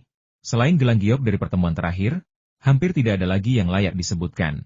Michelle adalah wanitanya, dan jika ini tersebar, pasti akan ada orang yang merasa kasihan padanya. Tentu saja, Yang Yunu adalah pengecualian. Sayang, batu giok ini sangat istimewa. Sepertinya mereka memiliki semacam spiritualitas khusus. Michelle dengan cepat mengambil beberapa batu giok seukuran telapak tangan yang belum diukir dari tangan Li Yunfei. Meskipun batu giok ini memiliki tepi bergerigi, mereka memiliki kilau yang sangat memikat, dan bahkan orang biasa pun dapat langsung tahu bahwa batu giok ini bukanlah barang biasa. Saat aku pergi ke pegunungan, aku tanpa sengaja menemukan sebuah batu besar yang menghalangi jalanku. Aku dengan santai mencongkelnya dan menemukan beberapa keping giok yang indah. Itu adalah hadiah dari surga. Lihat, karakter yang baik membuatmu begitu beruntung. Li Yunfei tidak ingin menjelaskan terlalu banyak. Ada banyak rahasia yang tidak bisa dia jelaskan kepada Michelle. Jadi dia hanya mengarang beberapa alasan, mengaitkan semuanya dengan keberuntungan dan kebetulan. Terlepas apakah orang lain mempercayainya atau tidak, setelah mengatakannya berkali-kali, dia sendiri mulai mempercayainya. Hah, giok ini sangat murni. Ini adalah giok langka dan berkualitas tinggi. Saat itu, Li Yunfei menyadari bahwa Tuan Tua Yi Huai'an telah tiba. Sambil mengagumi potongan-potongan giok di tangan Michelle, Yi Huai'an dengan cepat merebut sepotong giok dari tangan Michelle dan memeriksanya dengan cermat. Yi Huai'an mengangguk berulang kali dan berseru, Michelle, berikan batu giok ini padaku, dan aku jamin aku akan mengukirnya menjadi perhiasan terbaik untukmu dan putrimu kenakan. Li Yunfei merasa bingung dan bertanya, kamu juga bisa mengukir? Kini setelah Michelle melahirkan seorang putri untuk Li Yunfei, Yi Huai'an sangat puas dengan menantunya, terutama setelah menyaksikan kemampuan Li Yunfei. Ia tidak menyebutkan fakta bahwa Michelle mungkin akan menjadi selir memiliki banyak keterampilan bukanlah beban. Mengukir itu sangat mudah. Dulu, ketika saya belajar kerajinan di gunung, saya sudah menguasai keterampilan-keterampilan kecil ini. Melihat kepercayaan diri Yi Huai'an yang belum pernah terjadi sebelumnya, Li Yunfei tak kuasa menahan tawa dan berkata, kalau begitu, aku akan menunggu hasil karyamu. Pertama-tama, jika kau merusak ukirannya, kau harus mengganti kerugianku. Tidak, maksudku mengganti kerugianku dengan Chloe. Dasar bocah nakal. Kau berani-beraninya memerasku. Baiklah, aku tak akan mengganggumu lagi. Aku akan mengerjakan pekerjaan rumahmu sekarang. Candaan Li Yunfei membuat pendeta Taois tua itu tidak senang. Ia menatap Li Yunfei dengan tajam, melontarkan komentar sinis, dan, sambil membawa giok itu, berlari lebih cepat dari siapapun. Batu giok ini berharga, Tuan Tua Yi juga senang berlatih dengan giok berkualitas tinggi. Setelah Yi Huaian pergi, Li Yunfei dan Michelle berpelukan sebentar, lalu bermain dengan Chloe sebelum teringat untuk mengunjungi ular piton raksasa. Dia bertanya-tanya apakah ular piton itu, tanpa makanan dari dimensi spasial, akan menjadi kurus karena kelaparan. Setelah diserahkan kepada Michelle dan dua pendeta Taois, kedua ular piton raksasa itu ditempatkan di gunung belakang kuil Taois. Pertama, lokasinya dekat dengan kuil, sehingga ular piton dapat datang menyelamatkan tepat waktu jika terjadi sesuatu. Kedua, hutan dan semak-semak di sini sangat lebat, menjadikannya tempat persembunyian terbaik bagi ular piton, dan tidak mudah bagi orang lain untuk menyadari bahwa ada dua ular piton raksasa di sini, sehingga mereka tidak akan memiliki niat jahat terhadap ular piton tersebut. Lagi pula, gunung itu telah menarik banyak orang berbakat dari seluruh dunia setelah insiden meteorit matahari terakhir. Meskipun militer kemudian mencabut blokade di gunung itu, banyak orang meninggal dan kehilangan nyawa di gunung tersebut. Namun, rahasia obat spiritual di gunung di belakang Li Jiashai menyebar dengan cepat. Banyak orang pemberani dan terampil membentuk tim untuk memasuki gunung tersebut guna mencari harta karun. Kakak Fang Yang, cepatlah. Ada ular piton di sana yang panjangnya puluhan meter. Aku tahu ada yang aneh dengan tempat ini, baunya jelas tidak sedap. Di dalam hutan yang terpencil di pegunungan, seorang pria tiba-tiba berbisik kepada pria lain di sampingnya. Pria parubaya bernama Fang yang melihat ke arah yang ditunjuk temannya, dan dia juga benar-benar terkejut. Wajahnya dipenuhi rasa tidak percaya. Karena seekor ular piton raksasa, sepanjang sekitar 20 meter, tergantung di pohon raksasa 100 meter di depan mereka. Mustahil bagi seseorang yang tidak berhati-hati atau tidak memiliki penglihatan tajam untuk melihatnya dari jarak sejauh itu. Untungnya, kedua pria ini bukanlah orang biasa. Mereka adalah individu yang sangat terampil dan berani dengan kemampuan yang luar biasa. Itulah mengapa mereka mampu melihat ular piton raksasa dari jarak sejauh itu. Namun, meskipun memiliki kemampuan tersebut, mereka tetap terkejut melihat ular piton raksasa yang panjangnya sekitar 20 meter itu, dan ekspresi mereka menjadi muram. Pada saat yang sama, mata mereka bersinar dengan keserakahan layaknya serigala. Mereka adalah para ahli di puncak alam pertama, memiliki pengetahuan tentang hal-hal yang tidak diketahui orang biasa. Saat melihat ular piton raksasa ini, sebuah pikiran muncul di benak mereka. Ular piton raksasa ini mungkin tidak lagi dapat disebut sebagai ular piton, melainkan sebagai naga. Apa itu Jiao? Banyak orang mengatakan bahwa itu adalah makhluk mirip naga yang ada dalam legenda dan mitos, dan jika berevolusi lagi, ia bisa menjadi naga.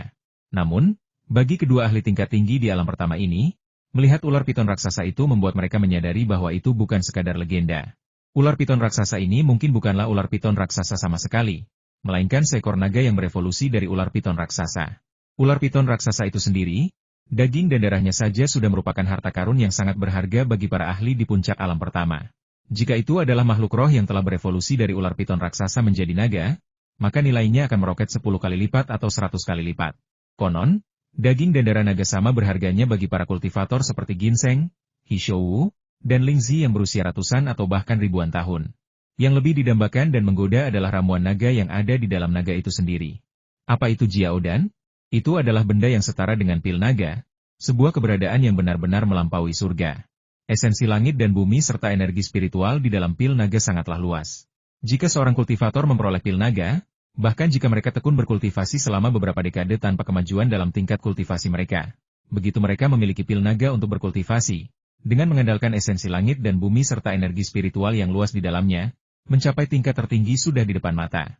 Itulah mengapa kedua ahli di puncak ranah pertama ini tak kuasa menahan kegembiraan dan berseru bahwa perjalanan itu sangat berharga. Karena mereka yakin dengan kemampuan mereka percaya bahwa meskipun naga itu kuat, mereka cukup yakin dapat mengalahkannya. Liu, lihat. Sepertinya ada ular piton raksasa di sana. Wow, ya, ada lagi ular piton raksasa lain yang ukurannya hampir sama dengan yang ini. Liu melihat ke arah yang ditunjuk Fang Yang, dan dia merasa terkejut sekaligus gembira.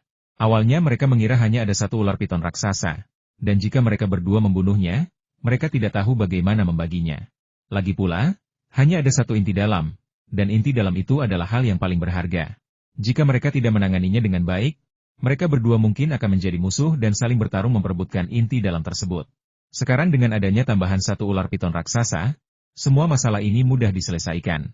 Selama kita bekerja sama untuk mengalahkan kedua ular piton raksasa ini, setiap orang akan menerima inti batin dan sepotong daging dan darah dari salah satu ular piton raksasa tersebut. Tidak seorang pun akan menderita kerugian, dan siapapun yang menerima inti batin dapat dengan cepat naik ke alam yang lebih tinggi. Pada saat itu, Liu Wu dan Fang Yang, dengan mata penuh nafsu tertuju pada dua ular piton raksasa yang panjangnya sekitar 100 meter, saling bertukar pandang dan langsung memahami niat satu sama lain masing-masing akan membunuh satu ular piton. Kemudian, dipenuhi kegembiraan, mereka perlahan merayap mendekati kedua ular piton raksasa itu. Karena Liu Wu dan Fang yang adalah ahli tingkat puncak di alam pertama, kedua ular piton raksasa itu tidak mendeteksi mereka dari jarak sekitar 100 meter. Namun, ketika keduanya menyelinap hingga beberapa puluh meter, kedua ular piton raksasa itu menyadari bahwa ada manusia yang mendekat dan segera menyerbu ke arah mereka.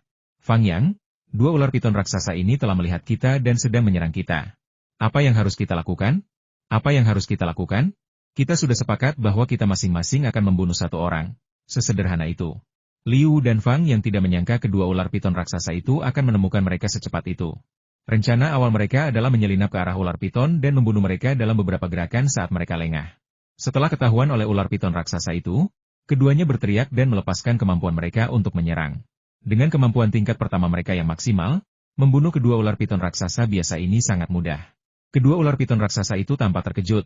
Seolah-olah mereka lupa bahwa manusia berani menyerang mereka, karena sudah lama mereka tidak memakan manusia.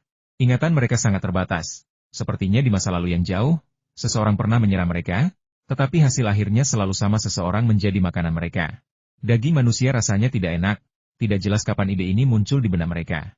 Tidak hanya rasanya tidak enak, tetapi setelah memakan manusia, mereka akan dipukuli dengan brutal oleh tuan mereka, Li Yunfei.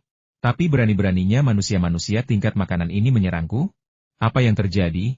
Apakah aku terlalu banyak tidur hari ini dan mataku kabur? Saat ular piton raksasa di gunung belakang sedang memikirkan cara menghadapi penyerangnya, Michelle dan dua pendeta Tao di kuil Tao juga mengetahui situasi ular piton tersebut pada waktu yang bersamaan. Tanpa mengucapkan sepatah kata pun, mereka segera menuju ke gunung belakang. Anda telah tiba.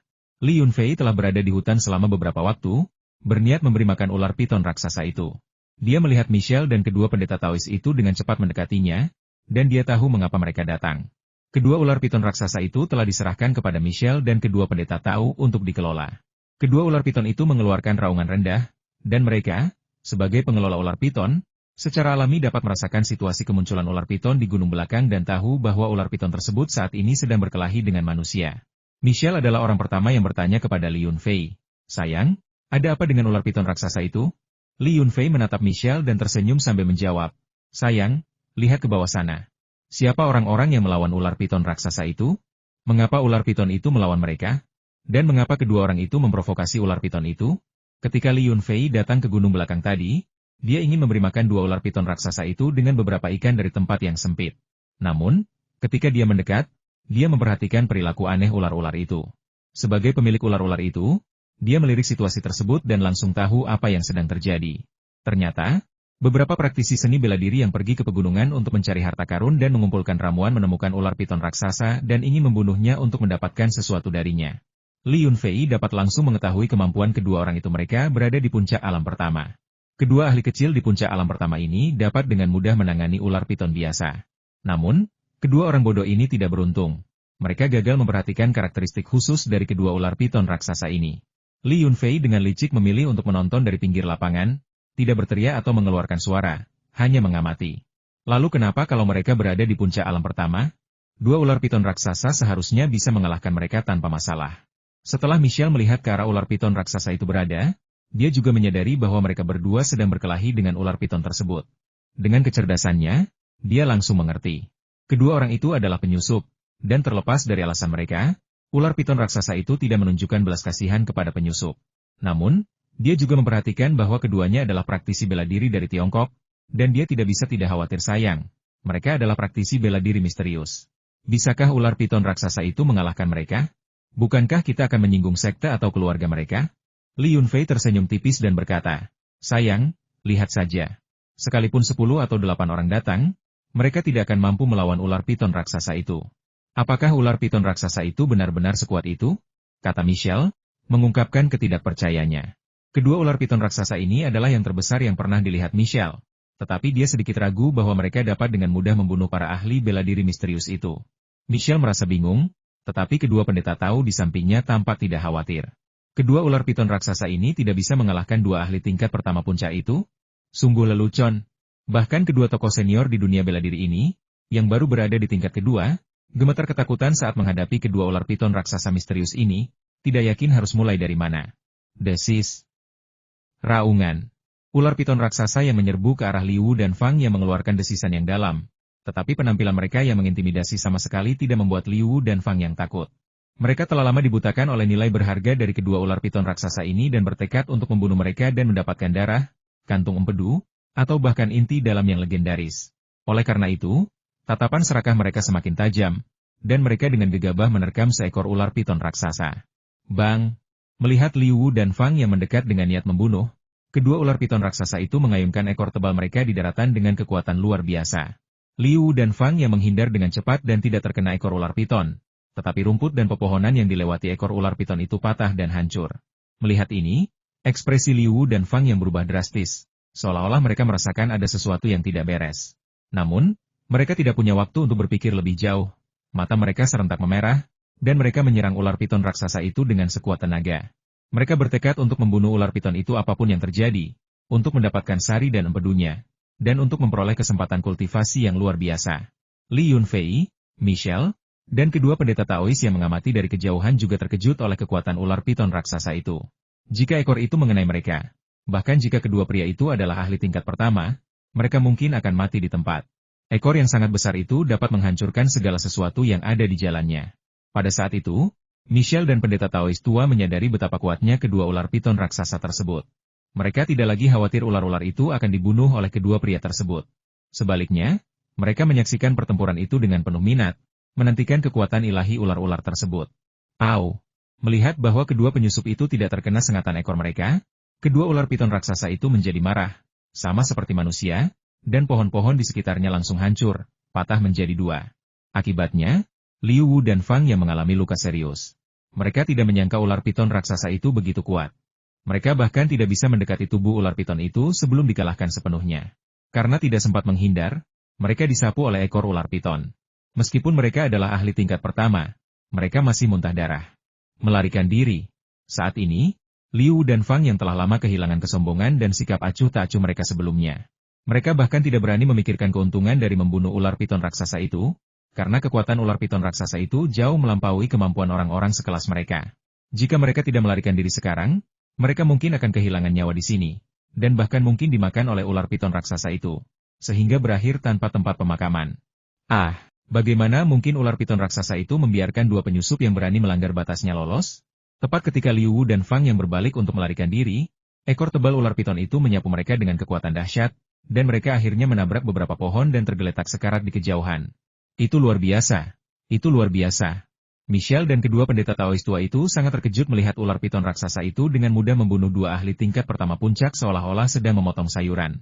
Dengan perlindungan kedua ular piton raksasa ini, keselamatan kuil Taois serta Michelle dan putrinya dapat terjamin. Apalagi kedua ahli tingkat pertama ini, bahkan jika seorang ahli tingkat kedua datang, mereka mungkin tidak akan mampu melawan.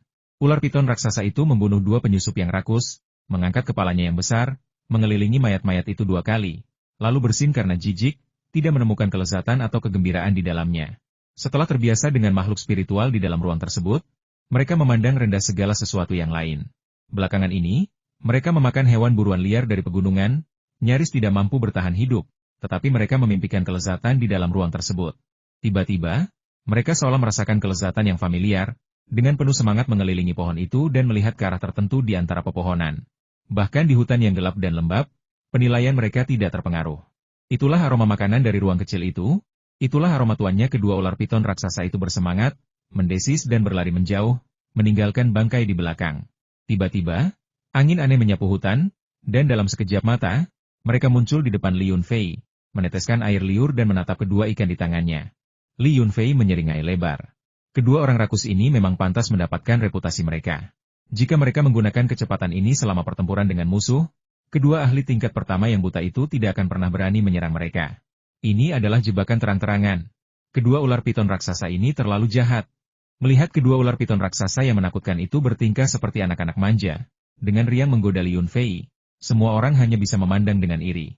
Bahkan Michelle, majikan sementara mereka, tidak bisa mengendalikan mereka. Dia hanya bisa memberi perintah pada ular piton itu, tetapi tidak bisa mengendalikan emosi mereka. 2 hari telah berlalu sejak mereka memasuki pegunungan. Bukannya Li Yunfei tidak ingin menghabiskan lebih banyak waktu dengan Michelle dan putrinya di kuil Taois, tetapi masih banyak hal di pertanian yang perlu dia tangani. Terlebih lagi, Yang Yunu sekarang hamil, dan dia semakin khawatir tentangnya. Oleh karena itu, setelah memutuskan untuk berangkat, Li Yunfei dengan berat hati mengucapkan selamat tinggal kepada Michelle dan putrinya keesokan paginya dan menuruni gunung sendirian. Dia menyadari tatapan penuh kebencian di belakangnya, tetapi dia tidak bisa berada di 2 tempat sekaligus. Dia bisa peduli pada kekasihnya, namun dia juga merindukan istrinya. Terkadang Li Yunfei berpikir, seandainya saja dia memiliki teknik cloning, dia akan melakukan apa saja untuk mengembangkannya, bahkan jika itu menghabiskan 10 atau 100 ramuan. Dengan begitu, istrinya tidak akan pernah tahu tentang perselingkuhannya dengan Michelle, dan Michelle tidak perlu terus-menerus mengeluh bahwa anak-anak membutuhkan kehadiran ayah mereka. Ketika Li Yunfei kembali ke villa di pertanian, Yang Yunu sangat gembira dan bergelantungan di leher Li Yunfei seperti monyet malas, menciumnya berulang kali sebelum berkata, "Sayang, kamu sudah berada di pegunungan selama 2 atau 3 hari, dan kami tidak bisa menghubungimu melalui telepon. Kami sangat khawatir tentangmu. Apa yang akan kami lakukan jika sesuatu terjadi padamu? Istriku, aku sudah kembali dengan selamat, kan? Lagi pula, bahkan Superman pun tidak sekuat itu. Akulah yang menindas orang lain, bukan sebaliknya. Tapi aku sedikit penasaran. Sebelumnya aku pernah berada di pegunungan selama lebih dari 10 hari dan tidak terjadi apa-apa, tetapi kali ini aku baru beberapa hari berada di pegunungan. Mengapa kau berpikir seperti itu?" Tanya Li Yunfei dengan sedikit rasa bersalah. Koin tembaga selalu berada dekat dengan koin emas, dan melihat cara mereka saling memandang dengan penuh kasih sayang, aku jadi iri. Bahkan anjing pun merasa iri. Sepertinya istriku yang cantik sangat kesepian. Haha, hari ini aku akan membantu istriku menghilangkan kesepiannya. Melihat kil gairah di mata istrinya, Li Yunfei dengan lembut mengangkat Yang Yunu dan membawanya ke kamar tidur. Dalam kelembutan itu, Li Yunfei merasakan tanggung jawab keluarga yang sangat besar membebani pundaknya, tanggung jawab yang akan dia lindungi dan hargai dengan nyawanya, tanggung jawab yang tidak akan pernah dia biarkan siapapun hancurkan. Setelah berlama-lama bermesraan dengan Yang Yunu di villa, Li Yunfei menerima telepon dari temannya, "Wang Chao saudaraku, apa yang membawamu kemari hari ini? Kau punya banyak waktu luang untuk meneleponku? Apakah kau baru saja mendapatkan banyak uang?" Li Yunfei paling tahu tentang situasi Wang Chao. Setelah kembali dari Myanmar, karena tidak ingin melihat temannya Wang Chao kehilangan segalanya, dia mempercayakan beberapa batu giok mentah bernilai rendah yang dibawanya dari Myanmar kepadanya.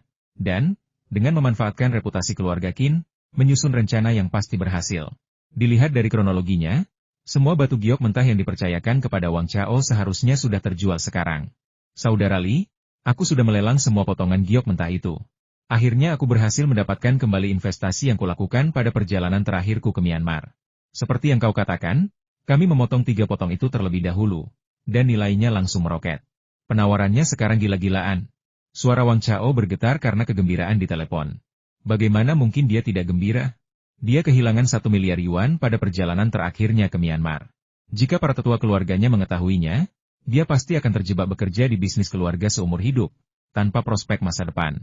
Mendengar suara Wang Chao yang bersemangat melalui teleponnya, Li Yunfei tersenyum dan berkata, "Kalau begitu aku harus mengucapkan selamat atas kembalinya kejantananmu, saudaraku. Aku menantikan kepulanganmu. Traktir aku makan besar, tapi jangan pesan paket lengkap, karena istriku ada di sini." "Aduh, jangan cubit aku hanya bercanda." "Saudara Li, apa maksudmu dengan mendapatkan kembali kejantananmu? Aku selalu sangat kuat dalam hal itu, jadi jangan khawatirkan aku. Aku selalu perkasa dan energik dalam hal wanita. Justru kau yang semakin tertindas. Kau mungkin akan berlutut di atas papan cuci hari ini, kan?" "Haha, hanya bercanda. Pokoknya, aku sangat berterima kasih padamu. Jika bukan karenamu, saudara Li, hidupku akan berakhir." Li Yunfei menghasilkan terlalu banyak uang dalam perjalanan terakhirnya ke Myanmar dan merasa sedikit bersalah. Itulah sebabnya dia menyarankan Wang Chao untuk memulihkan kerugiannya. Mendengar ini, dia tertawa dan berkata, "Saudaraku, ini masalah kecil dan tidak perlu dikhawatirkan. Jalan masih panjang. Kita bersaudara tidak terlalu memperhatikan formalitas, waktu akan membuktikan segalanya. Saudara Li memang murah hati, tapi anggap saja uang ini sebagai pinjaman dari saya, Wang Chao, sebagai investasi di perusahaan saya. Keuntungan di masa depan pasti akan sangat menguntungkan. Hehe, saya punya ide yang lebih besar lagi. Akan saya beritahu nanti kalau sudah siap." Li Yunfei bertukar beberapa basa-basi dengan Wang Chao sebelum menutup telepon. Berada di rumah sangat menenangkan. Semuanya baik-baik saja, mulai dari makanan hingga minuman. Setelah mandi, saya duduk di sofa menonton berita dan memikirkan rencana pengembangan pertanian di masa depan ketika Bapak Gong Xinghe, kepala keluarga Gong, tiba-tiba datang mengunjungi saya. Li Yunfei menyeduh secangkir teh, mengundang Gong Xinghe untuk duduk, dan berkata sambil tersenyum, "Tuan Gong tua, mengapa hidung Anda begitu sensitif? Saya baru saja turun dari gunung dan Anda datang ke rumah saya. Apakah Anda ingin memesan beberapa makanan khas liar untuk memuaskan keinginan Anda?" Li Yunfei sepertinya teringat sesuatu, dan dia dengan cepat melanjutkan, "Hei, Kakek Gong, kesepakatannya sudah selesai, bukankah seharusnya kau pergi? Kenapa kau belum berangkat juga?" Gong Xinghe awalnya berniat untuk pergi, tetapi saat ia mengamati, ia semakin merasa bahwa tempat ini penuh dengan misteri.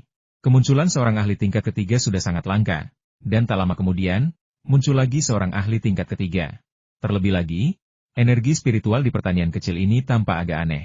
Kepadatannya mirip dengan tanah leluhur keluarganya, tetapi entah mengapa, kualitas energi spiritualnya tampak sangat tinggi. Setelah hanya tinggal beberapa hari, ia merasa jauh lebih rileks, dan tampaknya luka-luka lamanya mulai sembuh. Mengesampingkan alasan lain, hanya karena alasan ini saja, dia ingin tinggal di pertanian Li Yunfei secara permanen. Terlebih lagi, dia merasa rumah bambu nomor 3 tempat dia tinggal sementara sangat nyaman, dan dia menyukainya dari lubuk hatinya. Saat ia sedang bersiap menyewa rumah bambu dari Li Yunfei untuk ditinggali dalam jangka waktu lama, Li Yunfei tiba-tiba pergi ke pegunungan, meninggalkannya menunggu selama beberapa hari.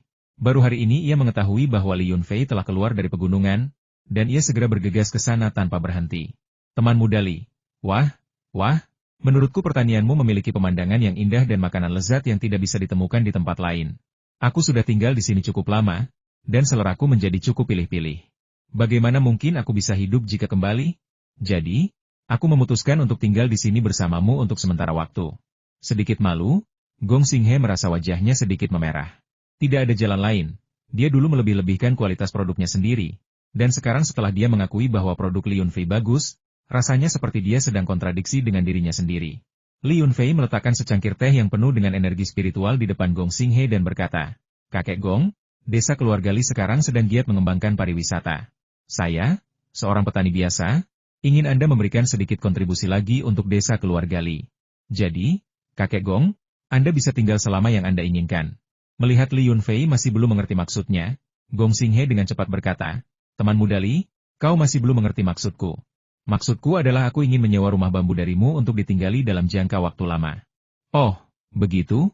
Jujur saja, Li Yunfei juga sedikit terkejut dengan keputusan Gong Xinghe. Awalnya ia mengira Gong Xinghe hanya berbicara santai, atau bahwa ia tinggal di tempat lain. Sekarang ia menyewa rumah bambu, tampaknya ia bertekad untuk tinggal di pertanian itu secara permanen. Terlebih lagi, rumah bambu ini berstandar sangat tinggi, dan harga sewanya tidak murah. Tapi siapakah Gong Xinghe? Beliau adalah tokoh terkemuka di dunia bela diri dan jiwa dari keluarga Gong. Keberadaan Gong Xinghe lah yang memungkinkan keluarga Gong untuk berkembang di bidang politik, bisnis, dan dunia bela diri, serta mewariskan kejayaannya selama ribuan tahun. Kini, tokoh penting dalam keluarga Gong ini akan tinggal di pertanian untuk jangka waktu yang lama. Apakah ini berarti Gong Xinghe berencana untuk pensiun dan menyerahkan semua urusan keluarga Gong kepada penggantinya? Siapapun yang memiliki sedikit saja kecerdasan akan menganggap mustahil bagi Gong Xinghe untuk meninggalkan segalanya di keluarga Gong dan menjadi seorang pertapa di pertanian Li Yunfei.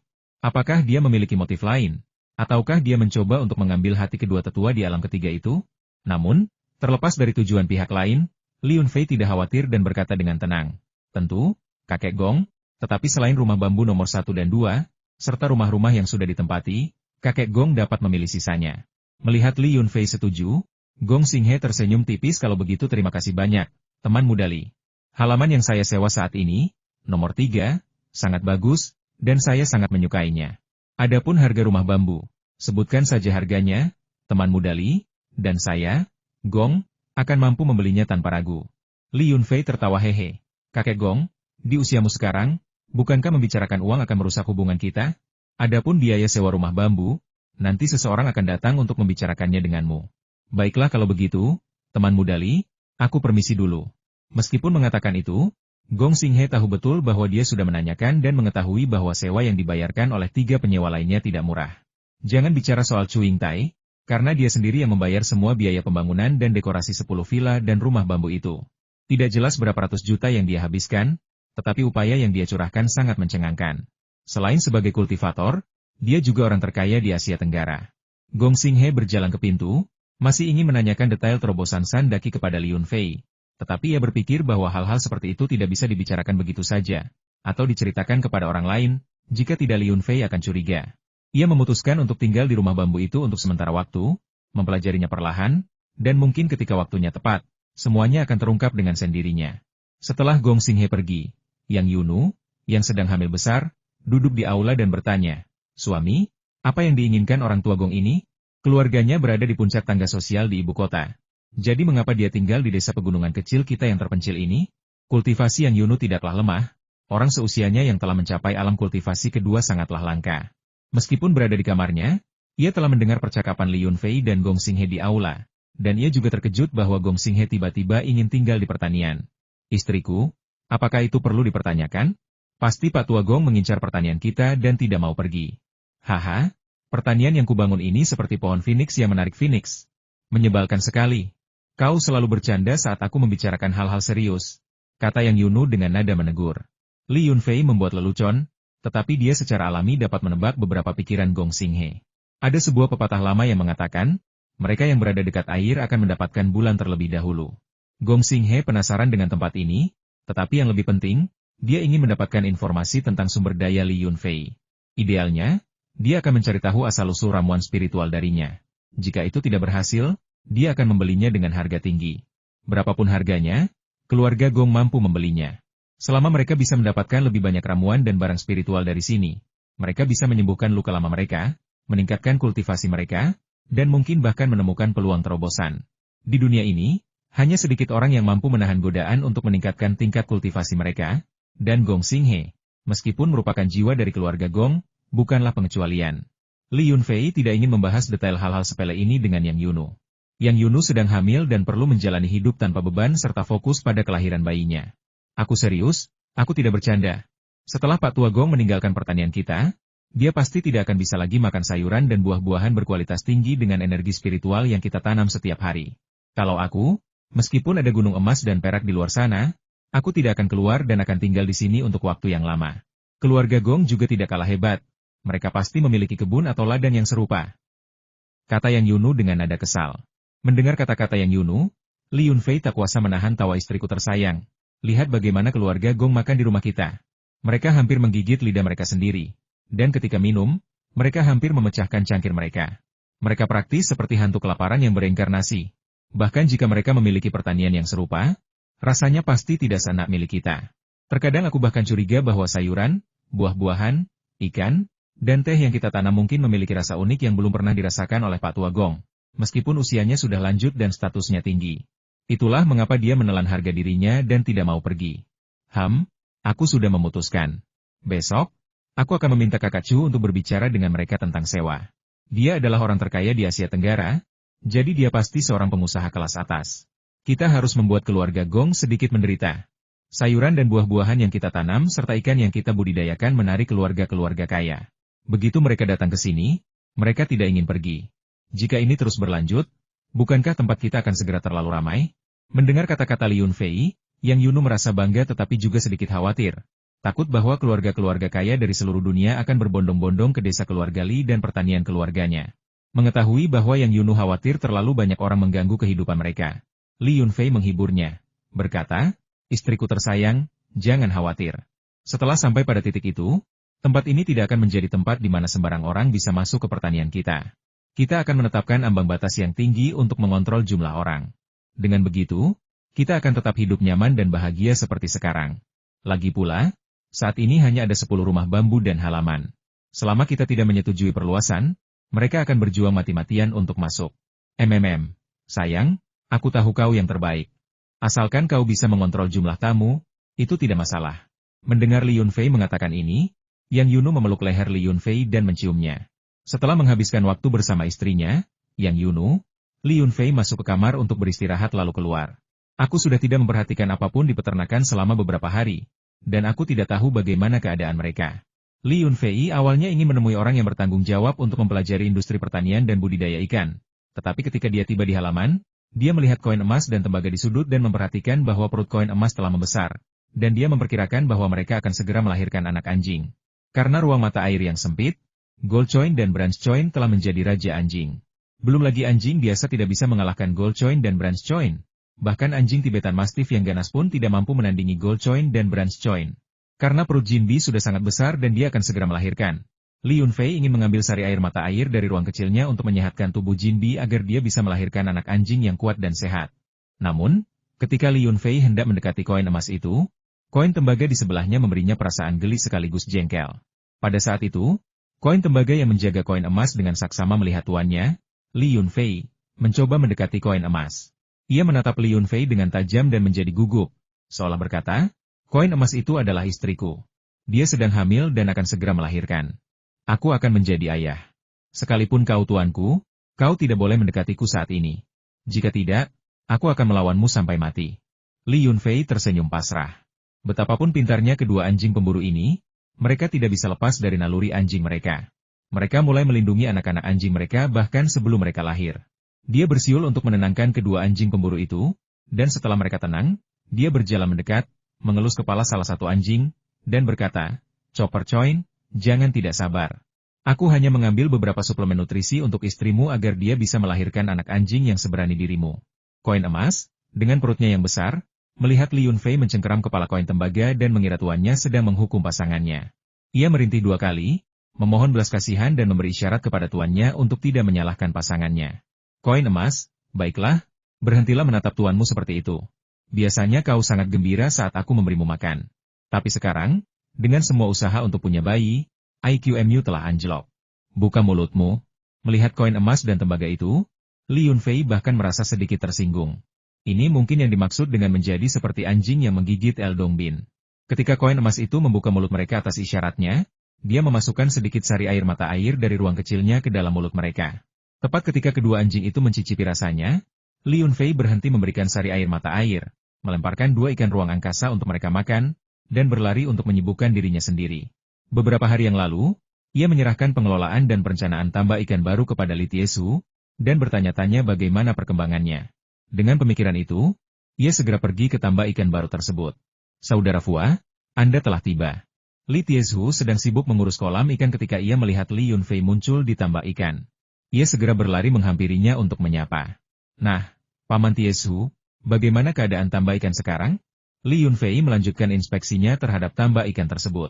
Saat itu, Li Yunfei melihat para pekerja di tambak ikan sibuk dengan tugas masing-masing, dan pagar besi di luar tambak ikan juga telah dibangun. Tampaknya tambak ikan baru itu berjalan dengan tertib. Li Tiesu menjawab, Saudara Fua, kami telah merekrut 20 peternak ikan dan melatih mereka selama beberapa hari untuk memahami aturan budidaya ikan. Peternak ikan ini awalnya membantu orang lain membudidayakan ikan di sekitar sini. Jadi mereka sangat cepat menguasainya. Saya hampir tidak perlu mengawasi mereka lagi. Mereka bekerja dengan tekun. Selain itu, tim konstruksi dari kota telah membangun pagar besi di sekitar budidaya ikan. Sekarang, hampir tidak mungkin bagi orang luar untuk masuk ke budidaya ikan secara diam-diam. Lagi pula, budidaya ikan ini sangat besar dan tenang. Jika seseorang menyelinap masuk dari luar, akan sangat sulit bagi kami untuk mendeteksinya. Saudara Fua, bisakah Anda mendapatkan beberapa anjing penjaga yang diikat dan ditempatkan di budidaya ikan? Dengan begitu, kita bisa langsung tahu jika ada gangguan, hanya dengan gonggongan anjing-anjing itu. Baiklah. Li Yunfei tidak keberatan dengan saran Li Tiesu untuk memelihara beberapa anjing di tambak ikan. Namun, dia tahu bahwa memelihara anjing di tambak ikannya atau tidak bukanlah masalah besar.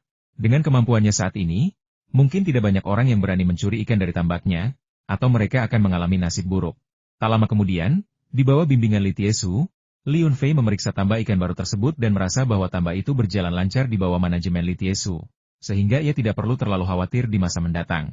Maka, dengan suasana hati yang gembira, Li Yunfei segera menemui sepupunya, Li Qingmu. Karena Li Qingmu sekarang bertanggung jawab atas pengelolaan peternakan Qingyu. Tempat itu adalah tempat terbaik bagi Li Yunfei untuk mencari tahu tentang situasi terkini peternakan tersebut. Fua, kau sudah sampai. Begitu melihat Li Yunfei tiba, Li Qingmu segera menghentikan apa yang sedang dilakukannya untuk menyambutnya. Aoki, bagaimana kabar pertanian akhir-akhir ini? Saat Li Yunfei berjalan melewati peternakan Qingyu, dia bertanya dengan santai. Li Qingmu menjawab, Fua, semuanya normal di peternakan Qingyu. Mendengar jawaban sederhana sepupunya Li Qingmu, Li Yunfei tidak merasa terkejut. Qingyu Farm adalah bisnis pertama yang dimulai oleh Li Yunfei, dan sekarang menjadi industri unggulan. Meskipun harga sayuran dan buah-buahan tersebut tampak relatif mahal, namun harganya sepadan, dan produk-produknya unik di dunia. Oleh karena itu, begitu keluarga kaya mencicipi sayuran dan buah-buahan yang ditanam oleh Qingyu Farm, mereka akan menjadi penggemar setiap produk pertanian Qingyu Farm dan mungkin tidak akan tertarik pada sayuran dan buah-buahan dari tempat lain. Jadi, selama Qingyu Farm terus memasok sayuran dan buah-buahan, dan tidak ada masalah dengan sumbernya, maka masalah dengan saluran penjualan akan semakin berkurang. Dapat dikatakan bahwa Li Yunfei memiliki kepercayaan terbesar pada Qingyu Farm. Selanjutnya, Li Yunfei pergi ke kediaman Qing He untuk mengunjungi saudara perempuannya, Li Qing He, dan juga untuk menemui Mau Mau. Tetapi Mau Mau sudah berangkat ke taman kanak-kanak. Setelah tidak bertemu Mau Mau, Li Yunfei mengobrol dengan saudara perempuannya selama beberapa menit sebelum kembali ke aula villa. Ketika Yang Yunu melihat Li Yunfei kembali, dia menghampirinya dan bermanja-manja dengannya. Lalu dengan gembira memberitahunya kabar baik. Ibu Yang Yunu didiagnosis menderita kanker rahim tahun lalu. Di bawah pengobatan-pengobatan tradisional Tiongkok oleh kakek Li Yunfei, Li Chunqiu, penyakit itu dikatakan sembuh. Namun, kanker adalah penyakit yang tidak dapat disembuhkan di era ini, apalagi kanker stadium menengah hingga lanjut. Menganggapnya dapat disembuhkan hanyalah angan-angan belaka. Memang, setahun kemudian, Ibu Yang Yunu, Ruan Dongmei, pergi ke kota kabupaten untuk pemeriksaan medis lanjutan. Setelah pemeriksaan, semuanya ditemukan normal, kanker tampaknya benar-benar telah sembuh, dan tidak ada kekambuhan selama lebih dari setahun. Ini membuktikan bahwa kemampuan medis Li Chunqiu benar-benar efektif, memberikan pelajaran nyata kepada mereka yang diam-diam meragukannya. Ruan Dongmei sangat gembira menerima hasil pemeriksaan rumah sakit dan segera membagikan kabar baik itu kepada putrinya, Yang Yunu. Yang Yunu kemudian membagikan kabar baik itu kepada suaminya, Li Yunfei, agar ia juga dapat ikut merasakan kegembiraannya. Hehe, sayang, itu kabar baik sekali. Kanker ibu mertua sudah sembuh total, jadi kami generasi muda tidak perlu khawatir lagi. Sebenarnya, diharapkan kanker rahim ibu mertuanya, Ruan Dongmei, akan sembuh.